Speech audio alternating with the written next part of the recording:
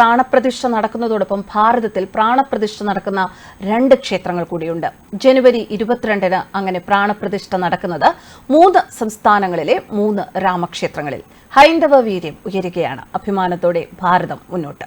രാജ്യത്തെ ഓരോ ഹൈന്ദവ വിശ്വാസിയും കാത്തിരിക്കുന്ന ദിനമാണ് അയോധ്യയിലെ പ്രാണപ്രതിഷ്ഠാ ദിനമായ 2024 ജനുവരി 22. അയോധ്യയിൽ നിർമ്മിക്കുന്ന മഹാക്ഷേത്രത്തിൽ രാംലല്ലയുടെ പ്രതിഷ്ഠാ ദിനം. എന്നാൽ അന്ന് രാജ്യത്തെ മറ്റു 2 സംസ്ഥാനങ്ങളിലെ മഹത്തായ രാമക്ഷേത്രങ്ങളിലും പ്രാണപ്രതിഷ്ഠ നടക്കുകയാണ്. അയോധ്യയുടെ മാതൃകയിൽ മധ്യപ്രദേശിൽ നിർമ്മിക്കുന്ന മിനി അയോധ്യ ക്ഷേത്രത്തിലും ജനുവരി 22-നാണ് പ്രാണപ്രതിഷ്ഠ. അയോധ്യയിൽ രാംലല്ലയെ പ്രതിഷ്ഠിക്കുന്ന അതേ ദിവസം സീതയ്ക്കും ലക്ഷ്മണനുമൊപ്പം ഭഗവാൻ ശ്രീരാമൻ മധ്യപ്രദേശിലെ ഈ ക്ഷേത്രത്തിലും ഉപവിഷ്ടനാകും. മധ്യപ്രദേശിലെ മഹേശ്വര ജലവൈദ്യുത പദ്ധതിയിൽ മുങ്ങിയ നർമ്മദയുടെ തീരത്ത് സ്ഥിതി ചെയ്യുന്ന ലേപ്പ ഗ്രാമത്തിലാണ് അയോധ്യ ധാം ബൈരാഗർ എന്ന പേരിൽ ഈ ക്ഷേത്രം നിർമ്മിക്കുന്നത്. അയോധ്യ രാമക്ഷേത്രത്തെ എന്നും കാണണം എന്ന ആഗ്രഹത്താൽ ഗ്രാമത്തിലെ 250 കുടുംബങ്ങളും മറ്റു ഭക്തരും ക്ഷേത്രം നിർമ്മിക്കാൻ മുന്നോട്ട് വരികയായിരുന്നു. അയോധ്യയിൽ ക്ഷേത്രത്തിന്റെ ശിലാസ്ഥാപനം നടത്തിയ അതേ ദിവസം തന്നെ ഇവിടെയും ക്ഷേത്രത്തിന്റെ നിർമ്മാണ പ്രവർത്തനങ്ങൾ ആരംഭിച്ചു. അന്നേ ദിവസം ഇവിടെയും ഭൂമിപൂജ നടത്തി. ജയ്പൂരിലാണ് വിഗ്രഹങ്ങൾ നിർമ്മിച്ചിരിക്കുന്നത്.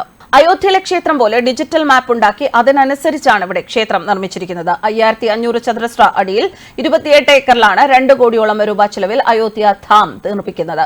കഴിഞ്ഞ 2 വർഷമായി ക്ഷേത്രത്തിന്റെ നിർമ്മാണം നടന്നുവരികയാണ്. ഇവിടെ 10 അടി ഉയരത്തിൽ തടിയിലാണ് സിംഹാസനം ഒരുക്കിയിരിക്കുന്നത്. ഝാർഖണ്ഡിലെ ഗോഡ്സ ജില്ലയിലെ മെഹ്റമ ബ്ലോക്കിൽ സ്ഥിതി ചെയ്യുന്ന കസബ ഗ്രാമത്തിലും ശ്രീരാമക്ഷേത്രം ഒരുങ്ങുകയാണ്. ഇവിടെ രാമന്റെയും ജാനകിയുടെയും ലക്ഷ്മണന്റെയും വിഗ്രഹ പ്രതിഷ്ഠാ പരിപാടിയും 2024 ജനുവരി 22-ന് നടക്കും. ശ്രീരാമന്റെ വിഗ്രഹം സ്ഥാപിക്കാൻ പോകുന്ന ഝാർഖണ്ഡിലെ കസ്ബ ഗ്രാമവാസികൾ തടസ്സങ്ങൾക്കിടയിലാണ് ഈ ക്ഷേത്രത്തിന്റെ നിർമ്മാണ പ്രവർത്തനങ്ങൾ പൂർത്തിയാക്കിയത്. MLA, MP തുടങ്ങിയ പ്രാദേശിക നേതാക്കൾ ഈ ക്ഷേത്രത്തിന്റെ നിർമ്മാണത്തിൽ പൂർണ്ണമായും സഹകരിച്ചു. ഗോദ ലോക്സഭാ മണ്ഡലത്തിൽ നിന്നുള്ള BJP MP നിഷികാന്ത് ദുബൈ ഈ ക്ഷേത്രത്തിന്റെ നിർമ്മാണത്തിൽ വളരെയധികം സംഭാവന ചെയ്തിട്ടുണ്ട്. ഇതോടൊപ്പം മഹാഗാമ നിയമസഭാ മണ്ഡലത്തിലെ MLA ആയ ദീപിക പാണ്ഡെ സിംഗും ഈ ക്ഷേത്രത്തിന്റെ നിർമ്മാണത്തിൽ സഹകരിച്ചിട്ടുണ്ട്.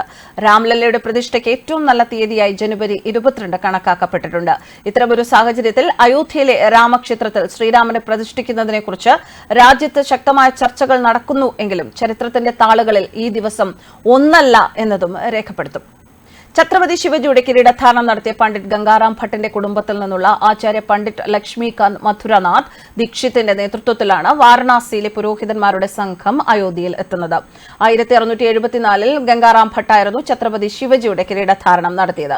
അന്നു മുതൽ പണ്ഡിറ്റ് ഭട്ടിന്റെ കുടുംബം വാരണാസിയിലെ ഗംഗയുടെ തീരത്തുള്ള രാംഘട്ടിലാണ് താമസിക്കുന്നത്.